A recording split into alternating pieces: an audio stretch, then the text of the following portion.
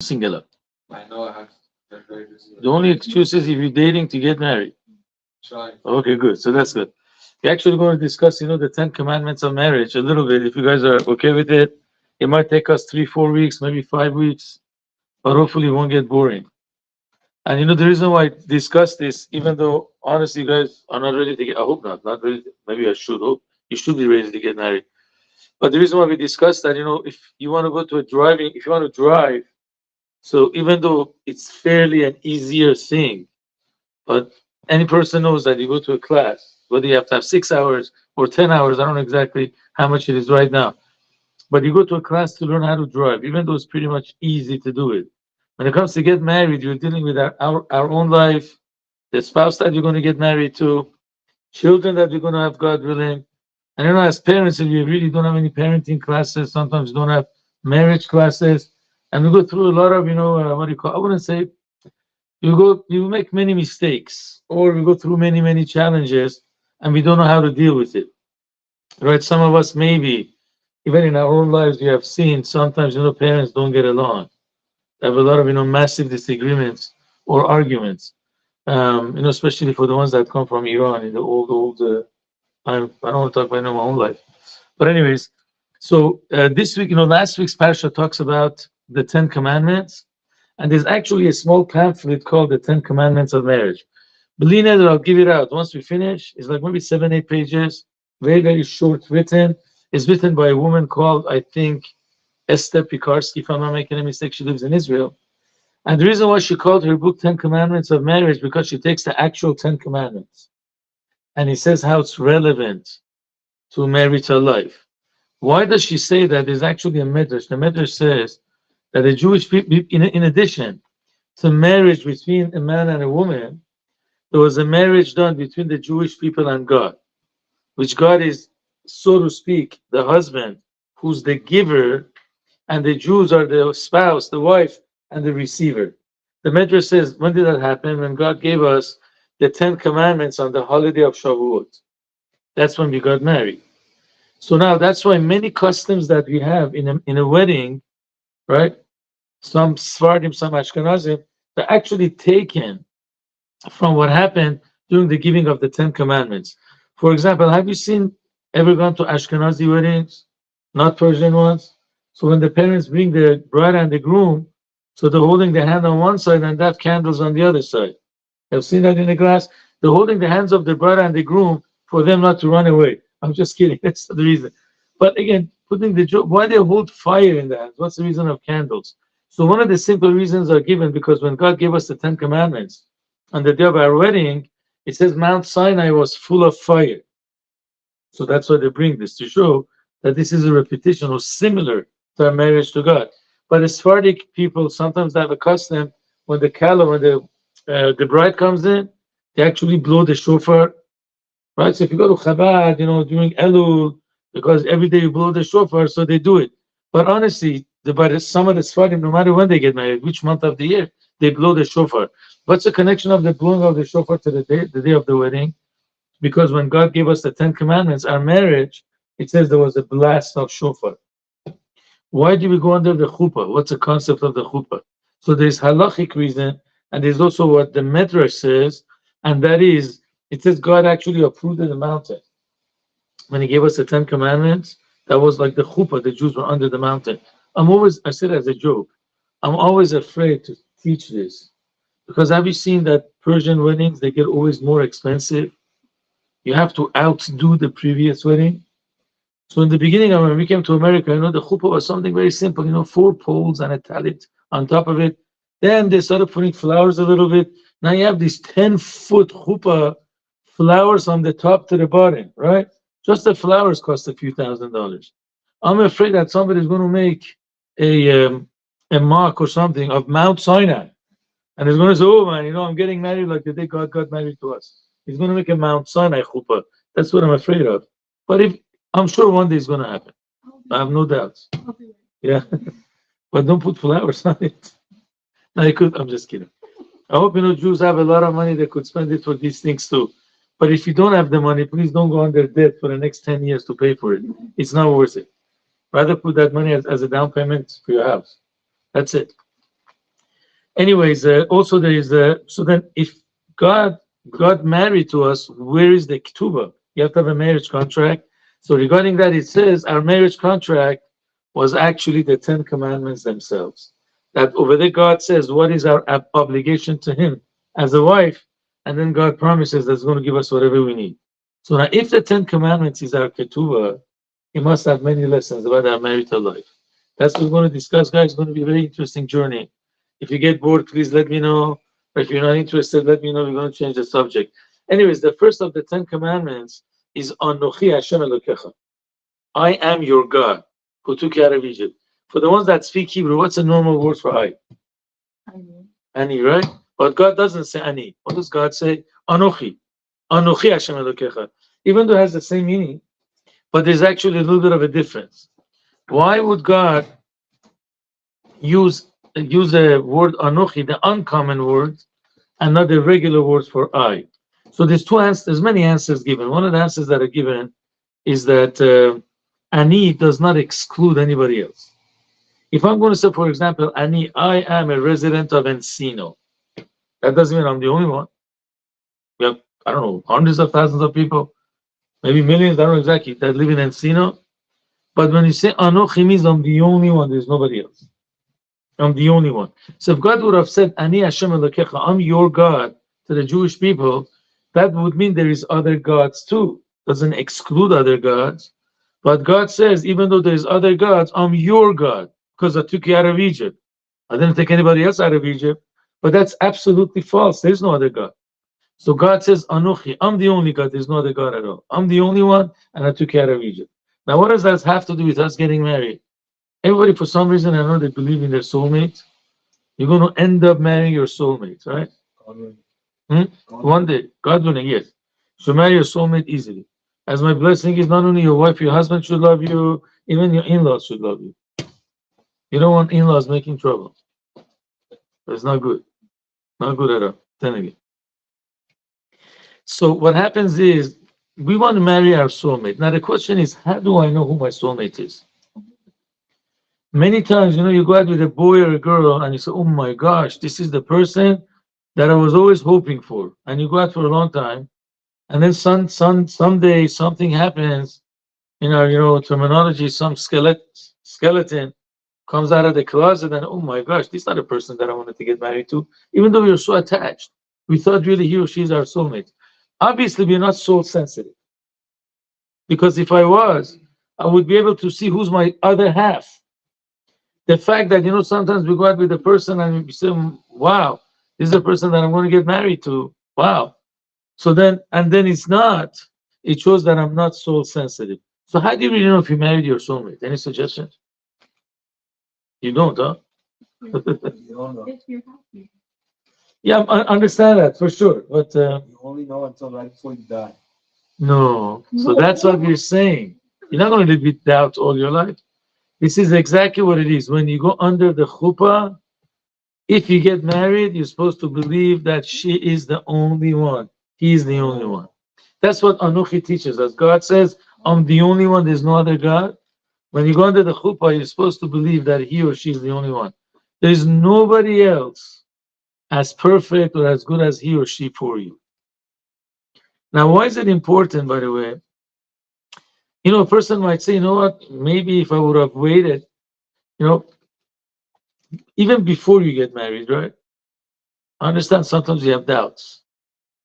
There was one time a girl came to me, says, Rabbi, this guy is a very, very nice guy, but maybe it's possible I get something better. 60 years ago, should I get engaged or not? I said, let me ask you a question. Imagine you have like this priceless or whatever, this expensive gold in your hands. Maybe I should throw it away because maybe I'm going to find the expensive diamond. Would you do that? Of course not. If this guy is gold, go for it. You don't have to wait. You know what I'm saying? You're not 18, 19. She was in her late 20s or mid 20s.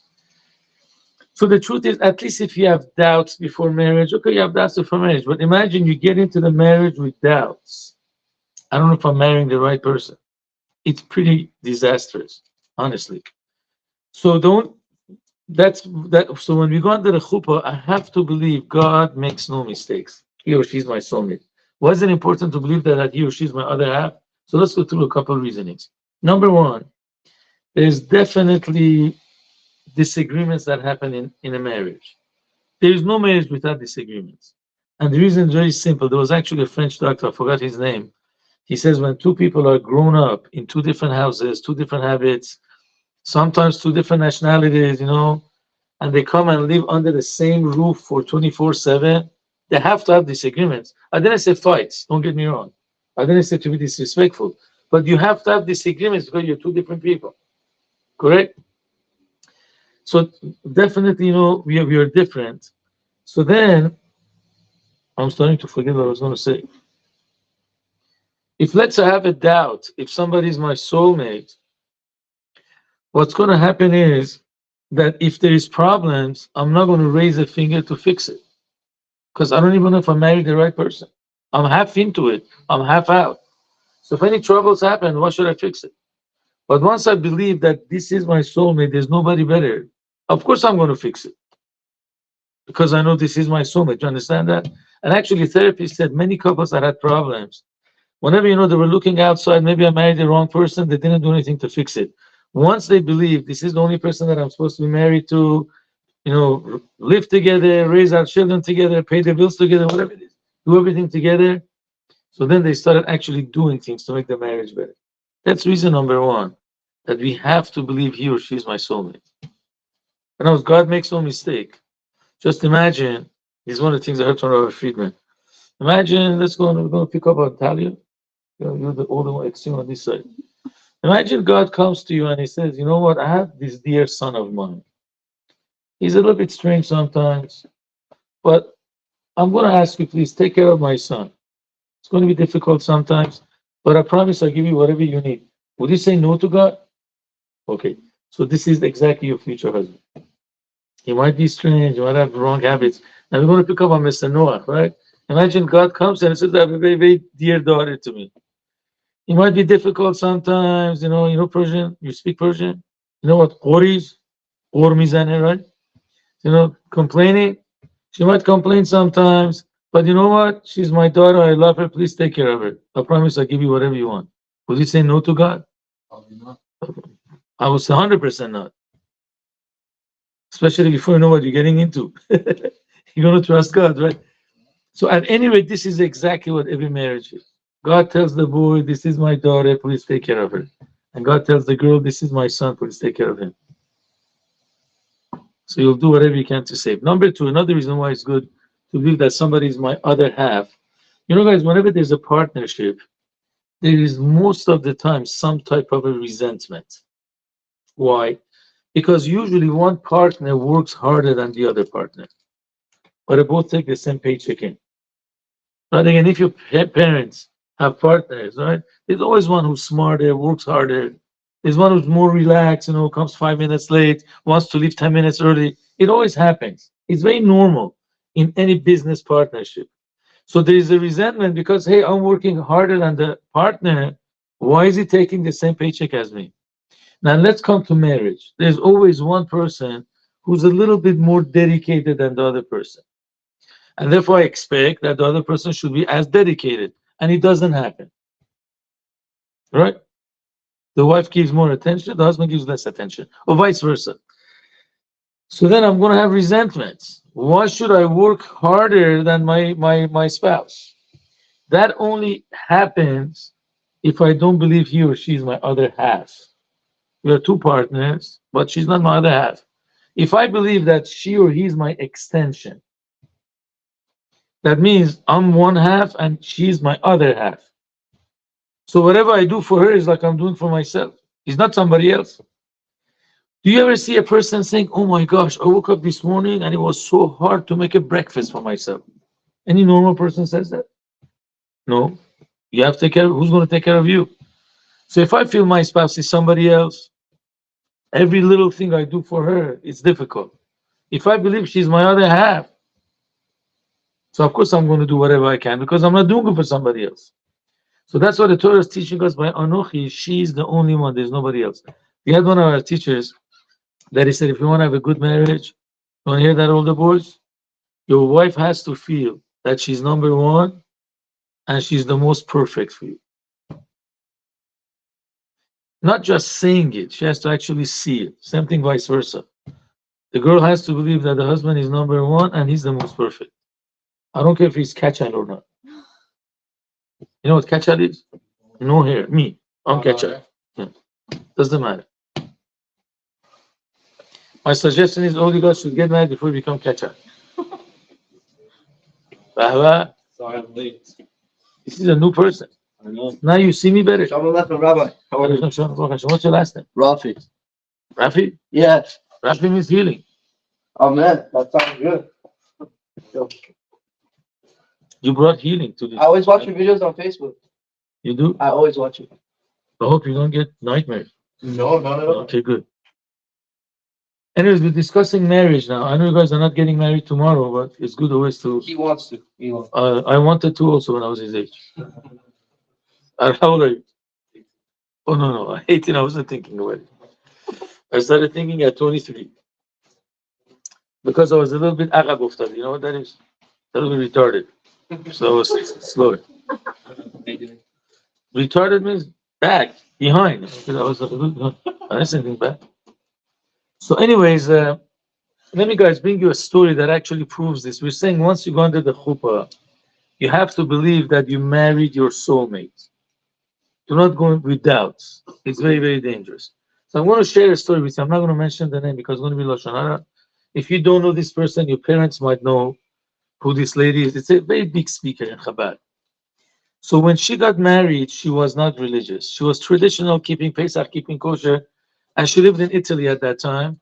So she happened to meet Chabad in Italy, and Chabad made her religious. Then later on, I know they moved to New York, and she had the chance to go see the Lubavitcher Rebbe, and she became very religious, very, very religious. But the husband didn't become.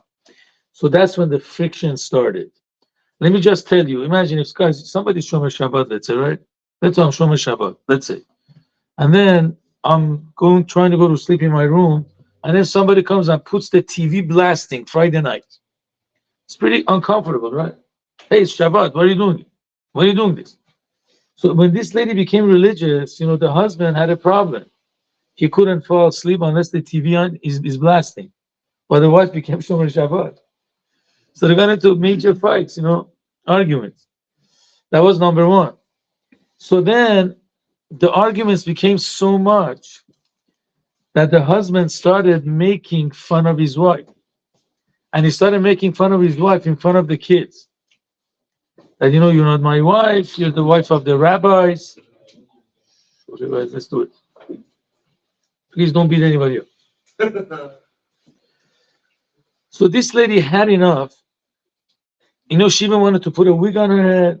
And she wrote to the rabbi, "No, can I put on a wig?" So it says, "What will your husband say about it?" She's putting on a wig now. But in the beginning, the rabbi was against it. Anyway, so when she was early 40s, maybe, she wrote a letter to the rabbi, "Please, guys, let's pay attention.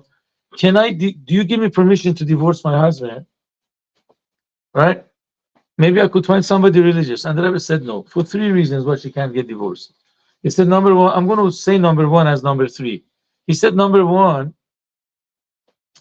is because you yourself go around the world, talk about Shalom Bayit, family harmony. So what would people think about you? If you're divorcing your own husband, people will listen to you? They're not going to listen to you. Number two, for children to grow up normal, they need both parents. They're going to be damaged if parents get divorced. But I'm going to say about the very important reason that the Rabbi explained. And he said, when we go under the chuppah, people, after he gives the ring to her, how many blessings do you make? 7. If you have a doubt to make a blessing, do you make a blessing or not? We don't, right? For example, I drank a cup of water. I don't know if I made shahakol or not, but I want to continue drinking water. So the halacha is you could drink, but you can't make a bracha. You can't make shahakol a second time, maybe. Because if you made shahakol the first time, the second time you're saying God's name for no reason. So here the Rebbe wrote to this woman, if you went under a chuppah and you made this, when you went and you made the 7 blessings, these 7 blessings are a stamp from God that God agrees to this wedding. You're soulmates. So how could I tell you to get divorced when God gave the 7 stamps? So it says, do not talk to me about divorce until your last kid gets married. The last child got married after 1994. And that's when the Lubavitch Rebbe passed away. So she went to the Rebbe's grave crying, hey, what's going to happen now? But anyways, thank God, she's religious. The husband became religious. He has a little beard, has a kippah, puts on tefillin every day. And again, there was no reason for divorce. But what's the point of this? The point is that he said the fact that we say the 7 blessings under the chuppah, so that shows that you're soulmates. What question comes up, people? If everybody that goes under the chuppah, they're soulmates. So why is there what? Why is there a divorce? Exactly. If I'm marrying my soulmate, why is there a divorce? So the truth is, there's a couple answers. One of the answers are you could be soulmates, but a person has free choice, correct? If I'm going to go tomorrow decide I'm not going to put on tefillin, can I blame God? Well, God forced me not to put on tefillin.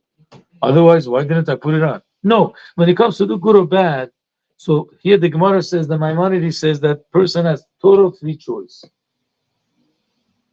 Clear, people? Imagine if I'm a very angry person and I abuse my wife, God forbid. Or if I'm a very evil person, I'm not faithful to my spouse. That doesn't mean that my wife wasn't my soulmate. Could be she was. But the way I acted, I destroyed my relationship with my soulmate. If I don't want to control my anger, I'm just beating up or abusing my wife. She can't live under such situation. Or let's say if I decide to have affairs outside of the marriage, that doesn't mean that my wife wasn't my soulmate. I chose with my bad choices to terminate it. So many times if they're divorces, it doesn't mean they were not soulmates. They were. But the way they were acting, they brought a termination to it. Sometimes it's possible we marry not our soulmates. Possible. And the reason might be because something happened in my previous life. And because of that, I have to meet this person first, get even, whatever I owed her or she owed me, what I'm saying? We take care of it, and then I could get to my real soulmate. So sometimes we do marry not our soulmates, but that's not normal, that's not usual. If you guys want to hear a story, we could actually discuss a story like that. It's a pretty sad story, but it happened 500 years ago. You ready for this story? That sometimes we might marry not our soulmates. But when you go under the chuppah, you got to believe you're marrying your soulmate. Is some trouble happening? What's going on? No? I'm not saying funny stuff, I hope not. Anyway, let's do it further. This story happened in the city of Tzfat in Israel 500 years ago. There was a family that had their only daughter. She was a genius. She was beautiful, smart. As a child, she started, helping out in the business of the parents.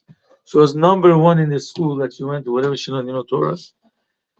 So the parents, they had only one daughter. They said, you know what? We are sure that our daughter won't have any problem getting married. When she gets to marriageable age, you're going to have boys standing in line, wishing to go out on a shidduch, on a date with our daughter. The problem was that all her classmates started getting married, and she was still single. By the way, in the religious community, how do you know when it's time for you to get married?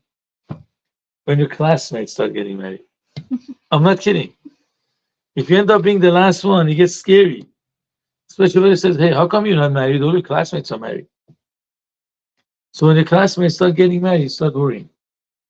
I don't know if that's true about the secular world, but in the religious world, it's absolutely true. I was number 9 from my class of 10 when I got married, because I was younger. But I wasn't the last one, thank God. You were counting, once people started getting engaged. Anyway, so this girl doesn't get married. Either she doesn't like the boy doesn't like her. You got to finish like in 10, 15 minutes. So really the parents were getting very, very sad. So there was one time that this girl went to sleep and she has a dream. Her grandfather who passed away comes to her dream and he says, my granddaughter, the reason why I didn't get married to anybody is because none of them are meant for you. You know what? The person you're supposed to get married to is the helper of the butcher.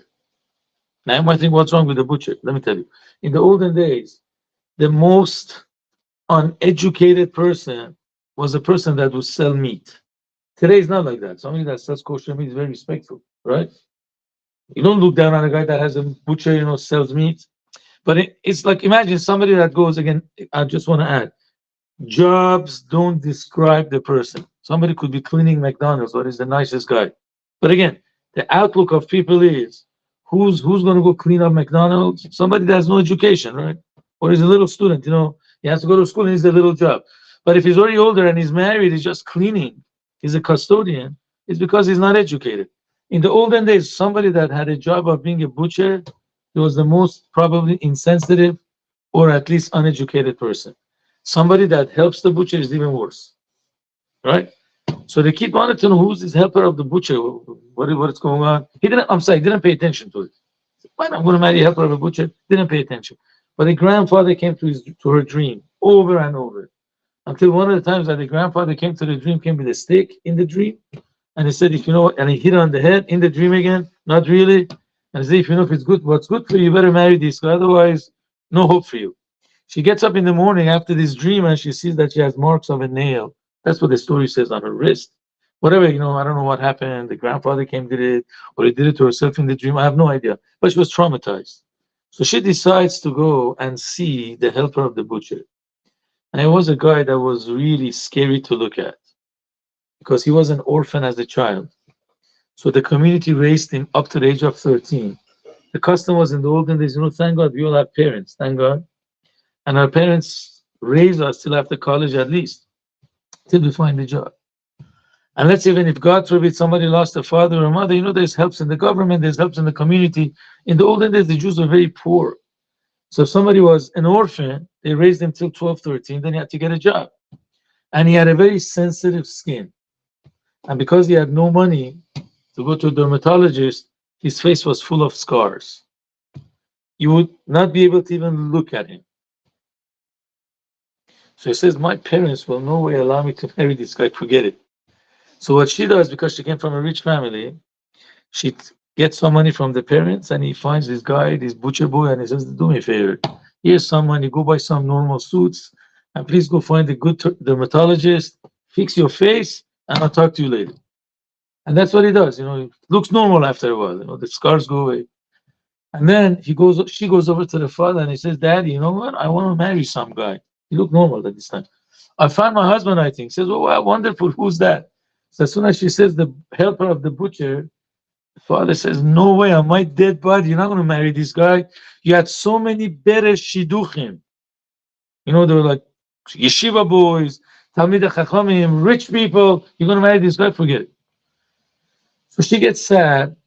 Guys, who's usually more sensitive, the mother or the father? Usually the mother, but sometimes it's the opposite.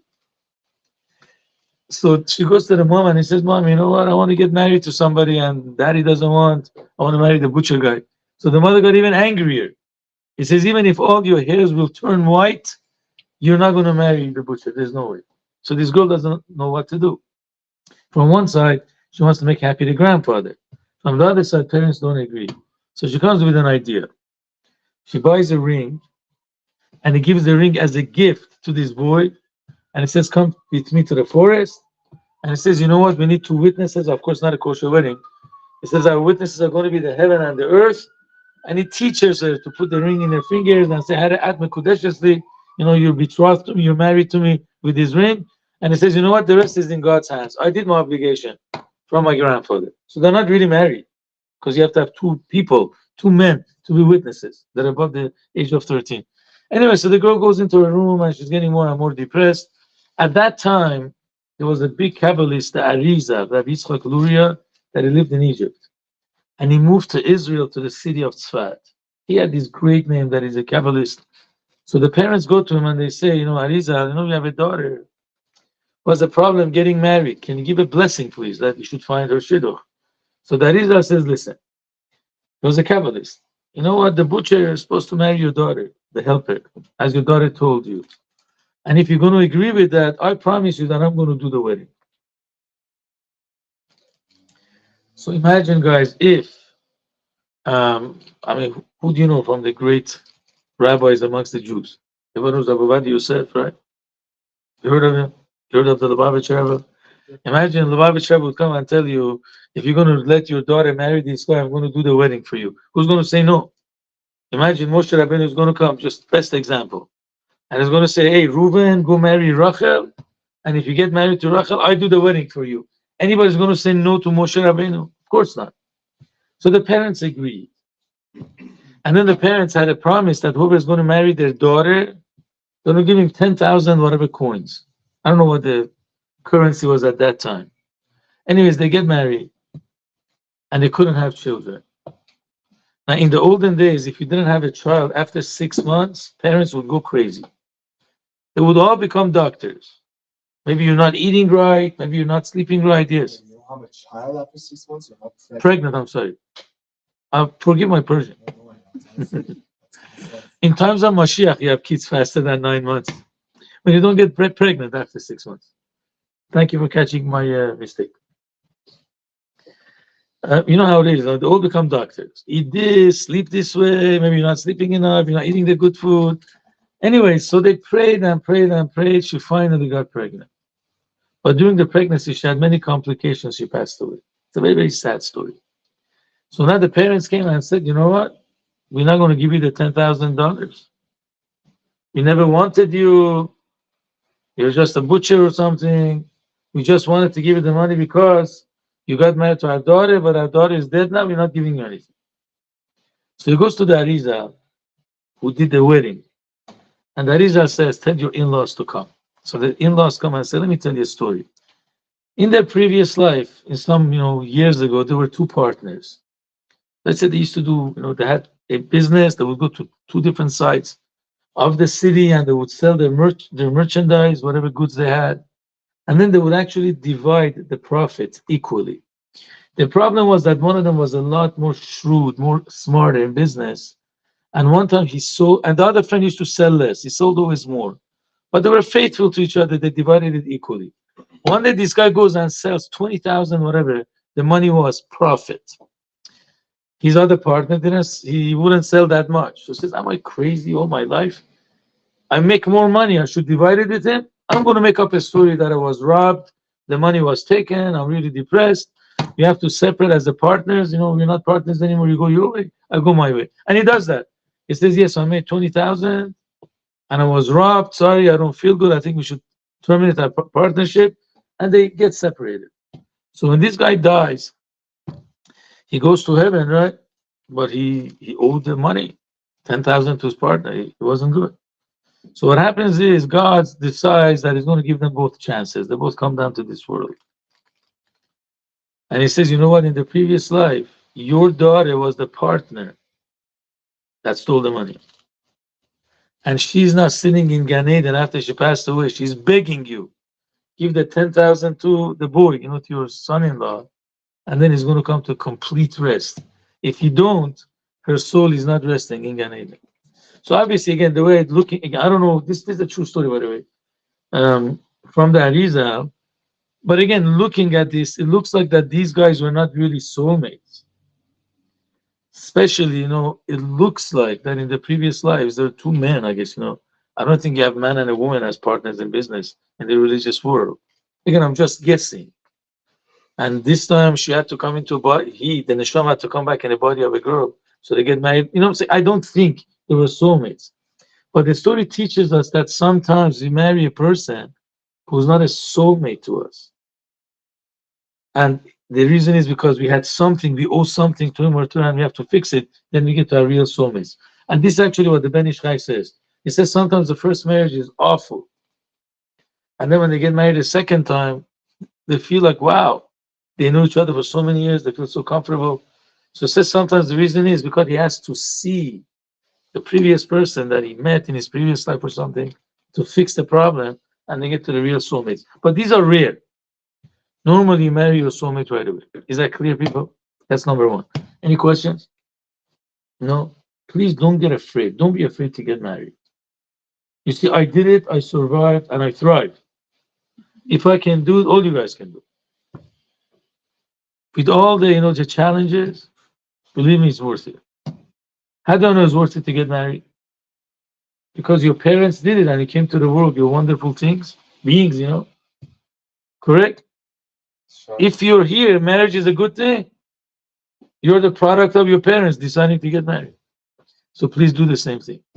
Get married, bring more kids like yourself into the world. Don't worry about the challenges. As long as you have the commitment, and as we said, you know that she's number one and she's the most perfect. And for the girls, he's number one and he's the most perfect. If you really live that way, you're gonna have a wonderful marriage. And don't ever let money to get between you.